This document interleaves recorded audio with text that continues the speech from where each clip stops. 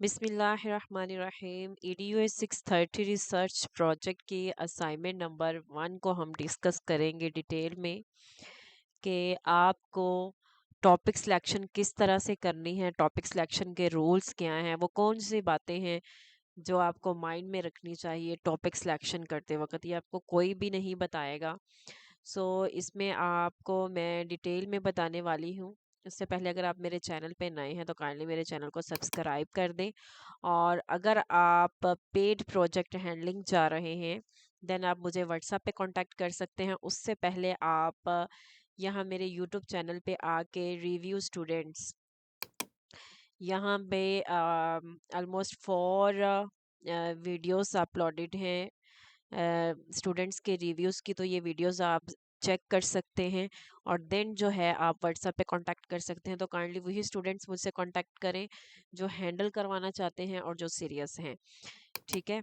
सो इसमें जो है वो पहले हम इंस्ट्रक्शंस देख लेते हैं जो आपके LMS पे अपलोड हुई हैं। अच्छा, ये आपको और भी मैं इम्पोर्टेंट पॉइंट्स बताऊंगी, लेकिन पहले हम इन इम्पोर्टेंट पॉइंट्स को, गाइडलाइंस को देख लेते हैं। Request for revision of marks will not be entertained. अच्छा, ये आपका प्रोजेक्ट है, इसमें आपके जो मार्क्स एक दफ़ा लग गए वो लग गए, वो दोबारा चेंज नहीं होंगे। ठीक है। तो इसमें आपने इसलिए अपनी असाइनमेंट को सीरियस लेके बनाना है, सीरियस होके बनाना है और अकॉर्डिंग टू इंस्ट्रक्शंस बनाना है। और जो इंस्ट्रक्शंस, गाइडलाइंस, पॉइंट्स मैं आपको बताऊंगी, उन बातों को भी आपने माइंड में रख के बताना है अगर आप असाइनमेंट में अच्छे मार्क्स लेना चाहते हैं। ठीक है। और इस प्रोजेक्ट को पास करना चाहते हैं। Change of research topic is allowed only up to the submission of assignment number 2। ये उन स्टूडेंट्स के लिए है कि जिनको लिटरेचर नहीं मिलता। ठीक है, उनका लिटरेचर का इशू आ रहा होता है, उनके टॉपिक पे लिटरेचर अवेलेबल नहीं होता या फिर वो टॉपिक चेंज करना चाहते हैं। अदरवाइज वैसे तो ये कम ही होता है कि सुपरवाइज़र आपका टॉपिक चेंज करें। टॉपिक चेंज सुपरवाइज़र किसी रीज़न की वजह से करते हैं। जैसे मैंने आपको लिटरेचर का इशू बताया कि उस पे आर्टिकल्स अगर वगैरह ना हो देन वो आपका टॉपिक चेंज कर सकते हैं वाया, और इसके लिए आपने कांटेक्ट करना है वाया VU मेल ID। ठीक है। VU मेल ID का अगर आपको पासवर्ड याद नहीं है तो मैंने यहाँ पे वीडियो अपलोड की हुई है, वो आप देख सकते हैं। ये देखें जी, वीडियोस पे आपने जाना है और यहाँ पे आप देख सकते हैं, मैंने ये देखें VU ईमेल पासवर्ड रीसेट। तो ये वाली वीडियो आप वॉच करके आप देख सकते हैं कि जी हमने VU मेल ID का पासवर्ड किस तरह से रिकवर करना है और फिर आप सुपरवाइजर से कांटेक्ट कर सकते हैं। ठीक है। अच्छा, नेक्स्ट जो गाइडलाइन है वो ये है कि लेट असाइनमेंट और revised revision submitted via email will not be accepted. So आपने ड्यू डेट में ही अपनी असाइनमेंट को LMS पे सबमिट करना है। ठीक है। इफ़ योर, अच्छा एक और मैं आपको इसमें बात बता दूँ, इसमें बहुत ज़्यादा स्टूडेंट्स ऐसे करते हैं या कोई फ्रेंड्स जो होती हैं वो अपनी असाइनमेंट जो है वो दूसरे स्टूडेंट्स के साथ शेयर करते हैं। ये चीज़ आपने बिल्कुल नहीं करनी, ये आपका प्रोजेक्ट है। अगर आप अपनी असाइनमेंट किसी दूसरी फ्रेंड के साथ आइडिया के लिए भी शेयर करते हैं ना तो आपको मार्क्स नहीं मिलेंगे, आपको 0 मार्क्स मिलेंगे, आपकी मेहनत भी वेस्ट होगी और दूसरे स्टूडेंट्स के मार्क्स भी डिडक्ट होंगे।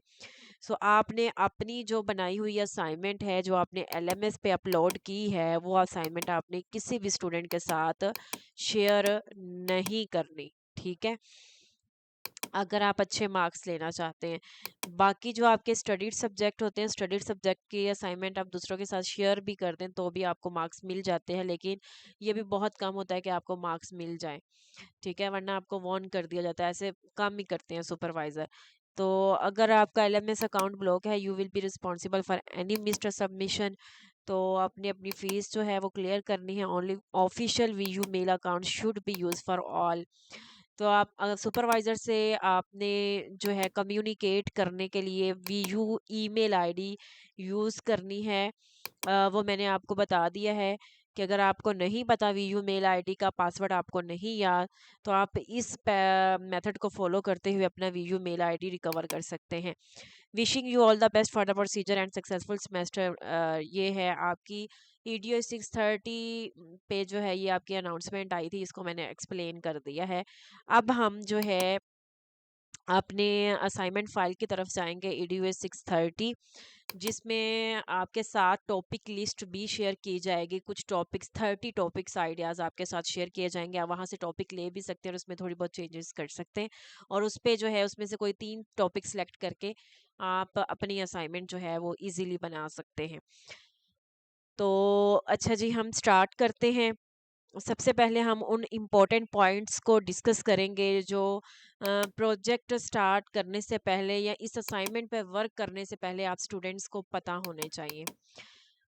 अच्छा, कुछ मैंने ये पॉइंट इसलिए ऐड किया है कि मेजॉरिटी स्टूडेंट्स जो हैं, मेरा तकरीबन 7 to 8 इयर्स का एक्सपीरियंस है, तो उसमें बहुत ज़्यादा स्टूडेंट्स ऐसे होते हैं वो नॉन सीरियस होके वर्क करते हैं, असाइनमेंट्स को स्किप कर देते हैं, उनका टॉपिक अप्रूव नहीं हुआ वो उसको वैसे छोड़ देते हैं, उनको असाइनमेंट 3 4 पे याद आता है जी हमारा तो अभी तक टॉपिक अप्रूव नहीं हुआ, तो हमने टॉपिक अप्रूवल लेना कैसे लें, अब हम क्या करें, अब हम फेल हो रहे हैं, ये है वो है। तो ये चीज़ें इसलिए जो है वो आपने असाइनमेंट, अगर आपने इस प्रोजेक्ट को पास करना है, अच्छे मार्क्स लेने हैं, तो आप बिगनिंग से ही इस पे सीरियस होके वर्क करेंगे तो ही आप इसको पास कर सकते हैं। अच्छा, prepare a high quality assignment on your first attempt, don't rely on revisions. देखें, ये आपकी प्रोजेक्ट की असाइनमेंट है, ठीक है। अगर आप इसमें अच्छे मार्क्स नहीं भी लेते, अगर आप 0 मार्क्स भी आ जाते हैं, तो आप ये ना समझें कि ये आपकी स्टडीड सब्जेक्ट की तरह असाइनमेंट है, आप इसको दोबारा नहीं करेंगे तो गुजारा हो जाएगा, ऐसा इसमें कुछ नहीं होने वाला। आपने इस कोर्स को अगर पास करना है, आपने इसकी हर असाइनमेंट को अच्छे तरीके से अटेम्प्ट करना है। अगर आपने अच्छे नंबर लेने, अच्छे नंबर लेंगे तो आपका कोर्स ये पास होगा, ठीक है। अगर आपका कोर्स पास नहीं होता, आप फेल हो जाएंगे और नेक्स्ट सेमेस्टर में एक्स्ट्रा सेमेस्टर लगा के फिर दोबारा फ़ी पे करेंगे। तो इससे बेहतर यही है कि आप अच्छी तरह से अपनी असाइनमेंट बनाएं। अगर आप नहीं बना सकते, आपको समझ नहीं आती, तो आप पेड प्रोजेक्ट हैंडलिंग के लिए मुझे व्हाट्सएप पे कांटेक्ट कर सकते हैं, बजाय कि आप नेक्स्ट में एक्स्ट्रा सेमेस्टर लें, उसमें फ़ी डबल फ़ी आप पे करें, ठीक है। तो आपका सेमेस्टर भी एक्स्ट्रा लगे, टाइम वेस्ट भी हो, और आपका जो है क्या उसको कहते हैं, और आप असाइनमेंट्स भी सबमिट ना करें। तो इसलिए जो है आपने यही कोशिश करनी कि आप उसको फर्स्ट अटेम्प्ट में अच्छी तरह से असाइनमेंट बनाएं, ताकि आपके अच्छे अच्छे मार्क्स आ सकें, ठीक है। Marks will not B revised when assigned. तो ये मैंने आपको चीज़ पहले भी बता दी है कि एक दफ़ा जब आपके मार्क्स लग जाएंगे तो वो सुपरवाइज़र वो दोबारा चेंज नहीं करते, अगर आपने उसको इम्प्रूव भी कर लिया असाइनमेंट को। जैसे कि मैंने आपसे पहले कहा है कि अगर आपकी असाइनमेंट में 0 मार्क्स आते हैं, 4 नंबर आते हैं, 5 नंबर आते हैं, ठीक है, तो आपने उसको इम्प्रूव करना ही है अकॉर्डिंग टू सुपरवाइजर इंस्ट्रक्शंस। और अगर आप इम्प्रूव नहीं करते तो नेक्स्ट असाइनमेंट में फिर आपके मार्क्स डिडक्ट हो जाएंगे, ठीक है। तो इससे बेहतर यही है कि आप उसको जो है अच्छे तरीके से बना लें, तो मार्क्स आपके वही होंगे जो एक दफ़ा लग चुके होंगे। If assignment 1 is rejected, you cannot start assignment 2 without getting topic approval from your supervisor. तो अगर आपकी असाइनमेंट नंबर 1 रिजेक्ट हो गई है, टॉपिक अप्रूव नहीं हुआ, आपके 0 मार्क्स मिले हैं, बहुत ज़्यादा स्टूडेंट्स का ये क्वेश्चन आता है मेरे पास कि जी हमें तो 0 मार्क्स मिल गए हैं, अब हम अगर दोबारा असाइनमेंट भी बनाएंगे क्या हमें नंबर मिलेंगे, हमें मार्क्स दोबारा मिल जाएंगे? तो ऐसा कुछ नहीं होने वाला, आपको दोबारा मार्क्स नहीं मिलेंगे। लेकिन जो आपने टॉपिक अप्रूवल लेना है वो आपने ज़रूर लेना है सुपरवाइज़र से यूजिंग वीयू मेल आईडी, ठीक है। सब स्टूडेंट्स के अच्छे मार्क्स हैं, और अगर किसी भी स्टूडेंट के साथ ऐसा कुछ हो जाता है तो वो वीयू मेल आईडी को यूज़ करते हुए अपने सुपरवाइज़र से कांटेक्ट करेगा, ठीक है। तो इस आईडी को आपने यूज़ करते हुए सुपरवाइजर से कांटेक्ट करना है। और अगर आपका टॉपिक अप्रूव है देन आप अपनी असाइनमेंट 2 पे वर्क स्टार्ट करें। अगर आपका टॉपिक नहीं अप्रूव तो पहले आप अपने टॉपिक अप्रूवल लें सुपरवाइजर से, फिर आप जब वो कह दें कि जी आपका टॉपिक अप्रूव हो गया, तो फिर आप जो है असाइनमेंट नंबर 2 पे वर्क स्टार्ट कर सकते हैं। अच्छा, एक और मेन बात यह है कि this course includes only assignments. इसमें सिर्फ आपकी असाइनमेंट्स होती हैं, there will be no exams और क्विज़ेस। इस कोर्स का ना कोई एग्जाम होगा ना क्विज़ेस होगा, सिर्फ और सिर्फ असाइनमेंट्स होंगी। अच्छा जी, अब बहुत ही अहम बात मैं आपको बताने लगी हूँ, ये आपको कोई भी नहीं बताएगा। टॉपिक सिलेक्शन रूल का एक तो आपकी असाइनमेंट में है कि जी 4 कैरेक्टरिस्टिक्स होनी चाहिए आपके टॉपिक में, एक अच्छे वैल्यू टॉपिक में, देन आपका एक अच्छा टॉपिक बनता है, यूनिक टॉपिक बनता है। हम उस पे बात करेंगे करेंगे, लेकिन ये चीज़ आपको कोई भी नहीं बताएगा कि आपने ये चीज़ करनी है। Before selecting your topic, search it in on Google scholar. अब मैं ये चीज़ आपको क्यों रिकमेंड कर रही हूँ, इसकी एक रीज़न है। जो अच्छे रिसर्चर होते हैं, जो अच्छे स्कॉलर होते हैं, जो रिसर्च प्रोजेक्ट पे वर्क कर रहे होते हैं, वो इस चीज़ को ज़रूर चेक करते हैं कि जी मैंने जो टॉपिक सिलेक्ट किया है उस पे कितने आर्टिकल्स मौजूद हैं, उस पे आर्टिकल्स मौजूद हैं भी या नहीं है। अब इसकी रीज़न है, आपने ये चेक ज़रूर करना है टॉपिक सिलेक्ट करने से पहले। आप सिंपली आपने क्या करना है, ये देखें, आप गूगल स्कॉलर पे जाएं, यहाँ पे अपना टॉपिक लिखें और यहाँ पे सर्च करें कितने आर्टिकल्स इस पे आ जाते हैं आपके वेरिएबल्स पे। ठीक है, तो ये आप देख लें।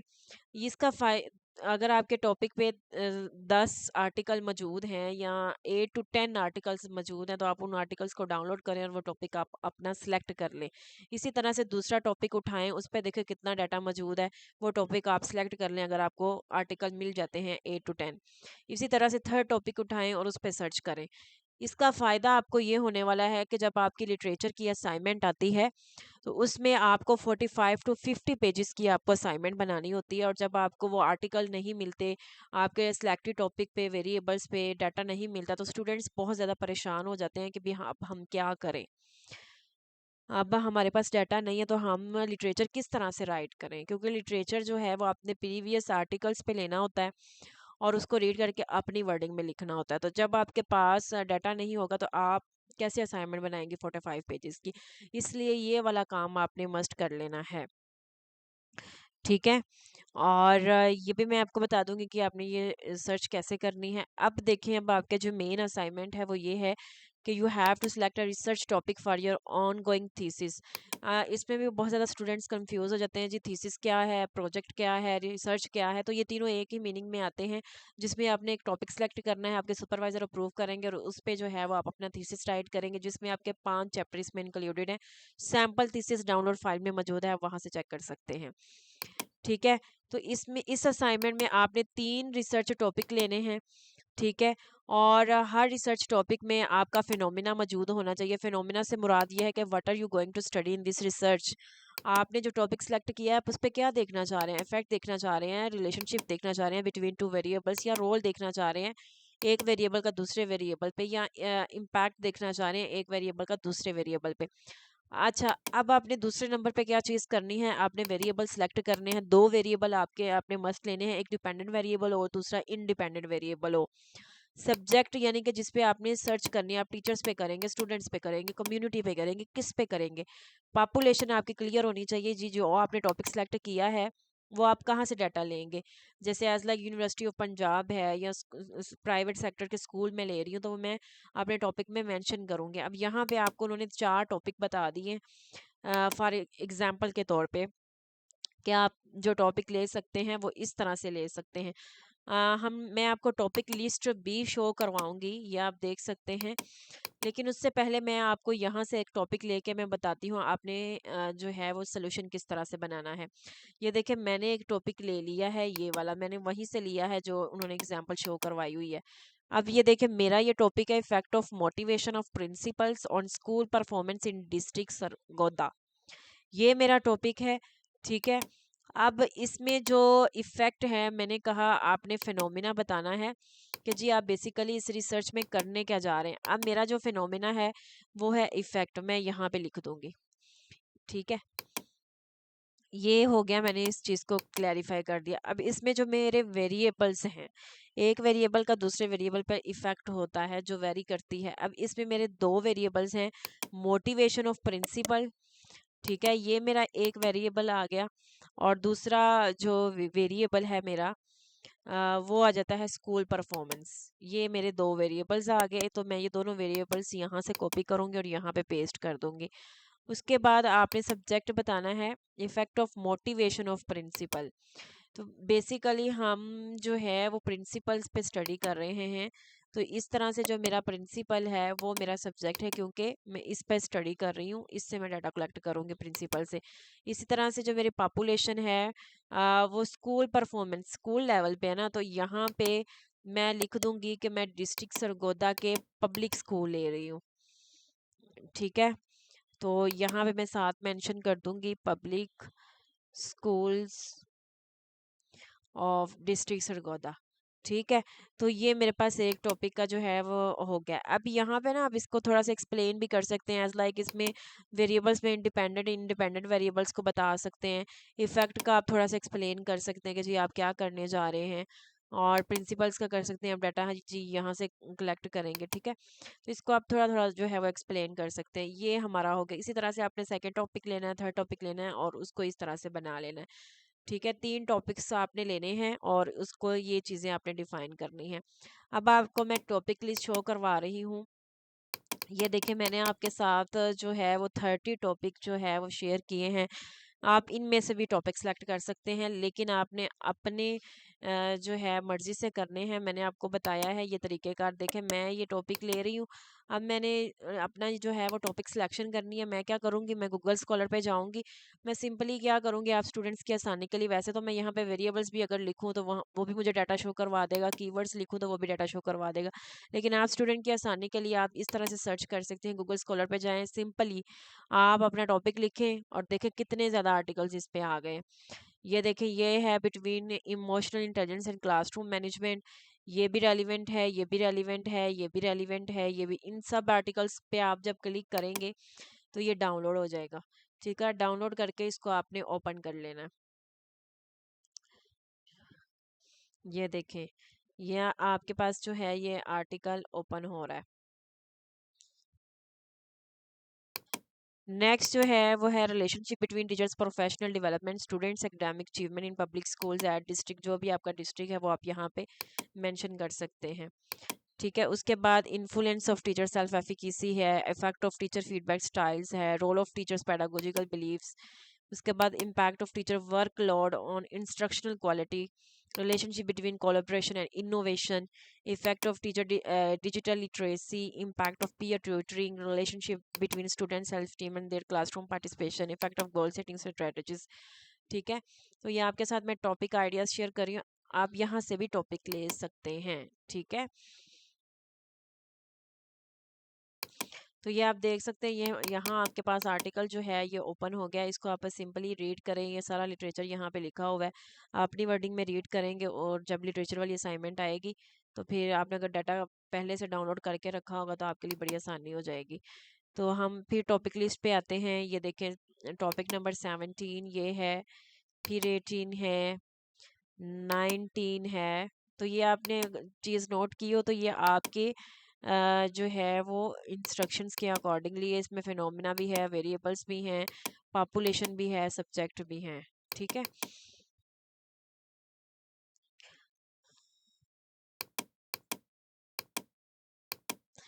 तो ये आप देख सकते हैं, मैंने आपके साथ जो है वो 30 टॉपिक मैंने आपके साथ शेयर कर दिए हैं। तो जो टॉपिक आपको पसंद आए, जिस पे आपको डाटा मिले, आप वो सिलेक्ट करके उस पे अपनी असाइनमेंट इजीली बना सकते हैं। अगर आपका कोई क्वेश्चन हो तो आप कमेंट करके पूछ सकते हैं, और पेड के लिए आप मुझे व्हाट्सएप पे कांटेक्ट कर सकते हैं।